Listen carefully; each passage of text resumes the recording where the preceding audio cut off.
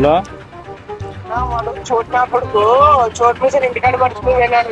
అవునులే. వాళ్ళ వైపు పెళ్ళాము వేరే వద్దు పోతుంది అట్లా చెప్పండి వాళ్ళకి ఇంటికి రమ్మను. వాడు చోటు కొంచెం అట్లా చూకాడు చెప్పన్నా చెప్పండి అట్లా. నీ భార్య ఏడకు పోతానంట. నీ